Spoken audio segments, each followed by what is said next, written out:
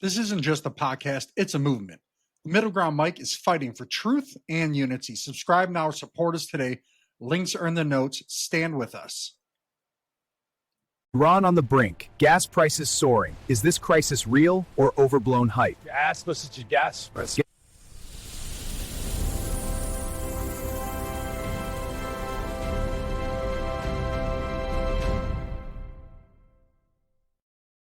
Let me start with a question. What if the next time you pulled up to a gas pump, the numbers were crazy like this? $8, not $5, not $6, $8 a gallon, because that's what some crazy people, but they're saying it's not going to be a conspiracy theory. Tonight, some Brent crude just hit $116 a barrel. And if the situation in the Middle East escalates even slightly from here, analysts are predicting this could get even crazier and could send a huge shock through the oil markets. And we all know when oil panics, our wallets pay the bill. Hey, family, welcome to the Middle Monday on the MiddleGround Mic. No left, no right, just forward. I'm Joe. We're recording tonight because this story is moving too fast to wait. Just weeks ago, the world watched the Venezuelan regime finally crack. We went in, we got Maduro, through Operation Absolute Resolve. The U.S. Special Forces raided his compound at dawn. Then minutes later, he's heading to a carrier and got taken to New York, right? The entire regime in that aspect fell apart. And, now it's kind of with some of the things that are going on. But, now let's kind of look at what's going on with Iran. February 28th, Supreme Leader Al-Khamenei killed in joint U.S.-Israeli strikes. Today, March 9th, his son is stepping in. There's mass protests expected across Tehran. Reza Pahlavi is trending across Iranian social media like crazy, just like his father Shah is. But who's silent? Russia, China. And like I've said in some previous episodes, I think a lot of this has to do, and we've had some guests on here to back this up to a degree. They're pretty credible people. Look up some of the Ron B episodes if you don't believe me. This is really meant to contain China economically and militarily because they get a lot of their oil from these places. So we're trying to turn the tables on. I mean, when you kind of look at the history of the United States with the Soviet Union and what we did, and now kind of look at this, it's not identical, right? But there is some parallels. But, it's like a regional proxy war we used to have back then. It's the ones who say, if you don't, stick around to the end, because, I actually got something really good for you guys. Because the message I've got for extremists out here who keep flooding comments with calling me fence sitters, calling people like that clueless, or we're okay with all this crazy stuff that's going on, we're okay with anybody getting hurt or dying, you're clueless. Because tonight we're going to talk about that. We're going to talk about how it's the truth that the extremes absolutely hate hearing, that there's different slogans, there's different behaviors, there's different people. It just seems like they both, like, unless you are in lockstep with what they say, do, and think, you are a terrible person and they will attack you personally. And by the end of this episode, that's what we're going to talk about, how the middle ground isn't the weakness. Middle ground, it was 60%, but now there's polls saying 43%, but 43% of the nation is the middle ground. That means / independent, right? So that means 43%. That's the biggest block. You split the left and the right, how they kind of say evenly sometimes, like a little bit more, a little bit less. Okay, boom. That still puts independent / middle ground people at the majority. They're just getting on the sides because they want to tune these things out because they're tired of hearing some of these folks. But, let's dive into the show. I'm trying to think of the best way to put it. Let's talk a little bit about John Fetterman. I want to throw that in there. History doesn't lie, though. John Fetterman being, balanced here is really, really helping. Not completely, right? But it's going, okay, we can at least talk about this. We can try to go to a direction with it. I mean, obviously, he's been the voice of reason between both parties to me for a hot minute now. I mean, the guy's got his own fan club now. 5 years ago, everybody hated him here. So it's awesome. I think that's great. He's somebody that's using a level of decency, right? You can disagree with someone without wanting to see them hurt. You can disagree with someone without putting them down as humans. It's totally possible. I wanted to throw that out there. That's been something that's really, really been standing out to me about John Fetterman lately. Before we dig into this Iran part, because John Fetterman's facing it from the left. I'm facing it from both sides. Not that I have any worse than him. Obviously, he's got people going way crazier on him than I do. But it's kind of crazy. But let's kind of get back to we'll get back to, remember, stick around to the end. We're gonna really go after these extremists, call them the middle fence sitters. We're gonna just kind of really deep dive into it. Let's talk about how, like, some of this stuff with Iran is like a Venezuela parallel, right? Venezuela, the template of 60 seconds to get Maduro, like I was saying earlier, 30 minutes he and his wife arrived in a helicopter. Protests boiled, shadow fleets seized, regime cracked Iran today. It's the same thing. The sanctions, crackdowns, fueling rage, big powers ghosting, Russia and China, but the scale is massive. The Iranian Revolutionary Guard, their proxies, the nuclear sites, these parallels hit hard, but here's the gut punch, what he's spelling out clearly, though, right? The Strait of Hormuz, 21 miles, me and Ron B actually kind of talked about this a little bit. It's 21 miles wide, which is kind of crazy when you think about it. Wow, that's big. That's really big. One minefield, that's what they're trying to do there, right? 30% of the world's oil comes through there. They're trying to mine it. Shipping traffic's down, I think 70, 80, 90%, over 150 tankers anchored, or they're rerouting around Africa. And that's a pretty big trip. That's going to add a lot of delays. It's going to really spike prices up. So it's kind of goofy. I don't get it, but whatever. Multiple vessels have already been hit with projectiles and drones. Fatalities have been reported.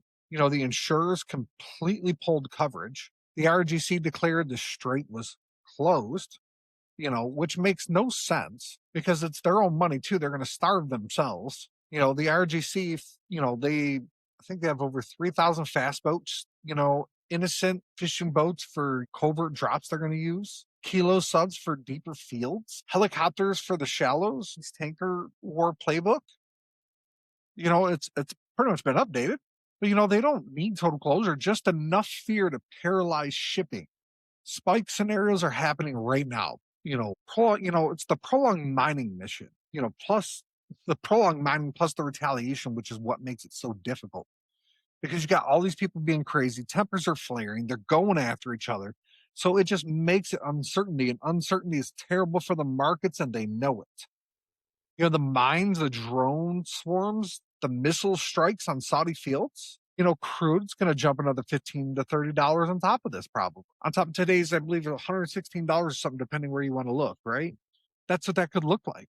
Trucking and food, groceries spike even more. Airline fares would surge. 1973 style embargo lines at the pump. 1979 revolutionary chaos in Iran and the United States. This 1990 scenario, right?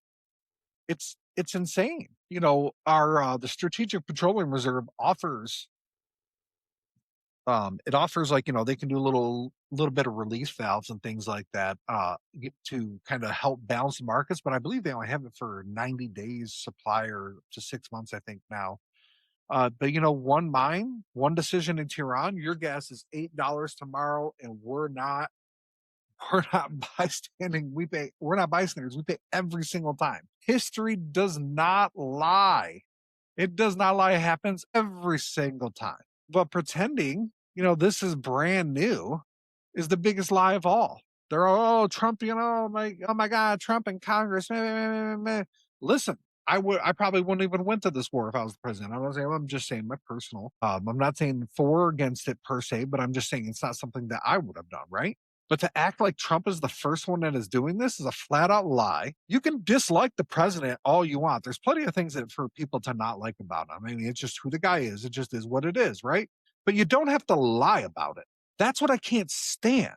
You don't got to BS about it, man. Like, just be like, I don't agree with it. You don't got to go, oh my God, it's this violation of the War Powers Act, this, that, and the other thing. Above. When previous presidents have all done the same thing, and it's always the opposition that's mad about it.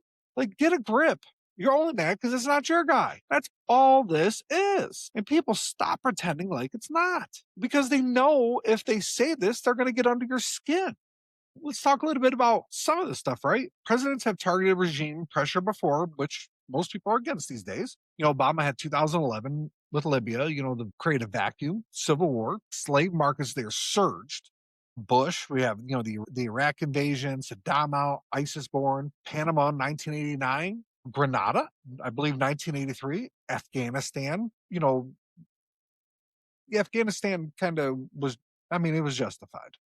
But these were quick, brutal wins, but brutal aftermaths. Venezuela, latest fastnet, is it going to be a bigger, messier transition than we realize? I don't know. The jury's still out. Hopefully, it's not for the people there. They seem very happy though. But the quick win every time, then the brutal is what seems to come after. Brent, CIA former counterterrorism analyst, check out one of our previous episodes. He said that was his issue with the government when he was getting out of the CIA, is that our government's really good at destroying certain things, but we struggle to really rebuild it. So that was a big issue for him. But it makes no sense why we're going after this absolute regime change. I'm sorry. It doesn't make any sense to me, because we need to focus on the stability. And, the number one thing is we got to make sure the Iranian people are able to choose their own leaders. Transition leader, okay, maybe, Pavi, going in there, Crown Prince, to kind of stabilize that situation would make sense. Not we're against it. You got Goldie Gambari. Obviously, we know where she stands. She's pretty open about it. Then I think she calls him Chunk, or whatever that guy's name is. I can't say his name. But yeah, he's kind of he's on it's the conspiracy Israel thing. It's kind of goofy sometimes. Sometimes he'll say some things I'm kind of like, all right, makes sense, but then he just turns into a jerk. Not trying to put him down, just sometimes I'm like, man, just shut the bleep up. But this is middle in real time. This is exactly what we built the Middle Ground Mic for. John Fetterman out there, we were talking about him earlier, is standing in the same no man's land that we stand in every episode, refusing to pick a team. You can have leanings on certain issues some ways, people. That's okay. Even though these trolls, whatever people call them these days, go, oh, no, you can't. Yes. Yeah, actually, yeah, you can.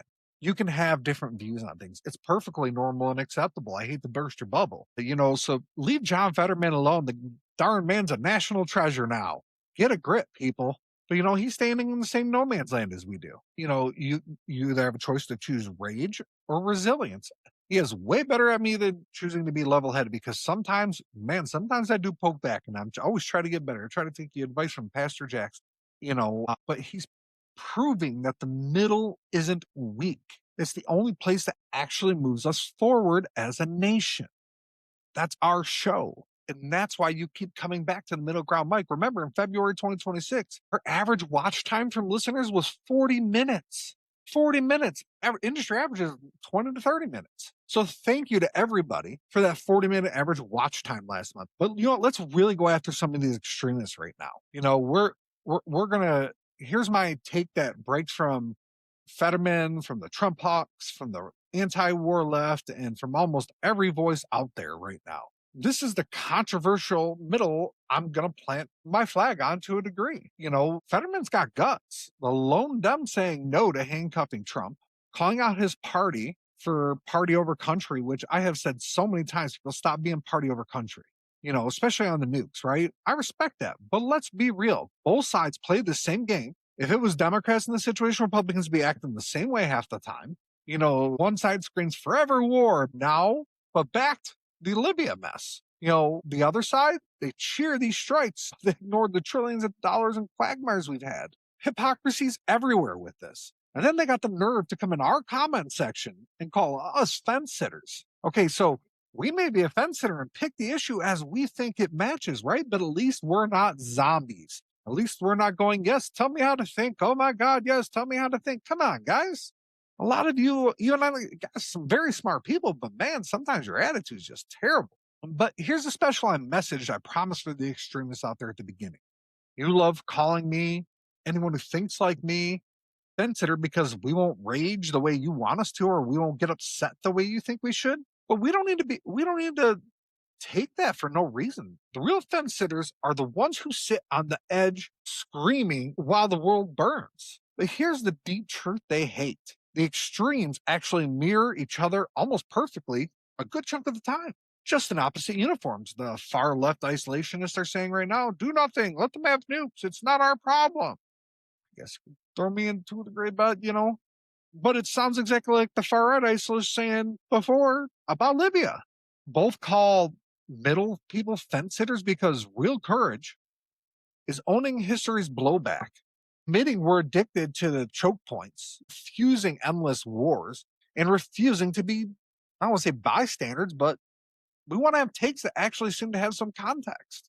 They mirror each other. These two sides mirror each other like twins. One wants perpetual intervention, the other wants perpetual retreat. It just depends which one's in power.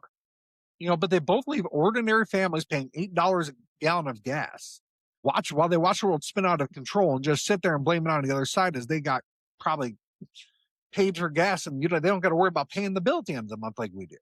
That's right. Regime change now becomes the less human intervention narrative. Same endless wars, just different flags. The two sides of the same coin. And they both hate the middle because we go after their mirror image that creates fatigue in voters. Where I stand out, the real middle ground for me that actually moves forward, it's not just limited strikes, no boots. It's admitting we're addicted to this drama about it. The Straits, they hold guns to our economy. Even if the U.S. imports are low, our energy independence takes a hit. It's half truth. We dominate production, but global prices still screw us because of the markets. Here's a controversial fix. Let's go all in and break in our addiction for this stuff. Let's revive nuclear energy. Let's try all this crazy stuff. But you won't because you're too scared. Too scared, you're going to tuck your tail between your legs. You're going to think about Fukushima, 3 Mile Island. Well, there's tons of better options out there right now. They got those mini nuclear plants they've been designing, I believe, down Tennessee or Kentucky through some other foundations. There's a lot of options. Pair that, with responsible domestic and oil and gas production on federal lands or wherever, the shale revolution already proved we can hit that. Add smart renewables. I always talk about hydrogen. I feel it's a better long-term solution. But let's support the Iranians by flooding info warfare, expose the regime lies online like our whistleblowers do for us, and get that to them. I believe Starlink is pushing their signal there pretty heavily from last time I heard. But let's stop being, I'm sorry. Why is this controversial? Because the left hates drill baby drill plus nuclear. The right hates the restraint that people are trying to say right now, even though MAGA ran on no new wars. But this middle says stop being bystanders to foreign tyrants controlling our prices and security. Build the strength at home like they ran on. So no strait, no regime, no proxy war ever holds us hostage again. Natural gas is what helps produce the hydrogen. We could literally own the market with that. But that's profit with purpose for families, for creators like us and listeners like you. The country, if we waste the crisis on partisan screaming, we're going to end up with $8 gas, endless drama. And I refuse. No left, no right, forward, and we're going to be aggressive about it. But this is exactly why this mic exists. Cut the noise. Face reality. Move forward. Drop your take right now. Iran, Venezuela 2.0. Is the oil going to hit $116? I don't think so, but some people are trying to say it could. But let's build real middle ground solutions. Tell us who you just like to have on the show. Let's get them on. Let's talk solutions. I'm a nobody in that aspect. But let's get people on here that can, and let's explore the way they think. Hit like if this cleared the fog. Subscribe, notifications, give us a review on Apple Podcasts or YouTube, Spotify, whichever one. Middle Mondays are going to be locked in. Let's talk a little bit about some gear that we just upgraded to. Woo, woo, man. I love it. Love it. Love it. We got a new camera. It's pretty cool. Smoother shots tonight. Lighting going to take a little bit of tweaking. What is it? The DJI Osmo Pocket 3. The voice is crisp because of the Shure M7. We've had that one for a while, but I'm just telling you about it. The links for it are below. They're affiliate links, 0 extra cost. Helps us if those are some of the things you want. There'll also be some Shure headphones on there. They're great. I love them. Grab it if the affiliates hit. But, also check out a book that I read. It's called Deprogramming Democrats and Uneducating the Elites. It nails breakdowns about echo chambers. It's not as much like she used to be a Democratic lobbyist, but it's more about, for me, about breaking the echo chambers. Yes, it says Democrats, but really you can apply it to both situations if you're unsatisfied. Grab it. The affiliate link is in all that stuff below. No left, no right forward. See you Wednesday. We got a great guest that's going to be coming out. Season 3 starts next week of the show. Are you guys ready? But don't forget to check out our partner channels that, we've expanded with on the network: Raging Michigan Moderates and Fractured Justice True Crime. This is Joe from the Middle Ground Mic. Thank you, everybody. I appreciate your time, and have a good one.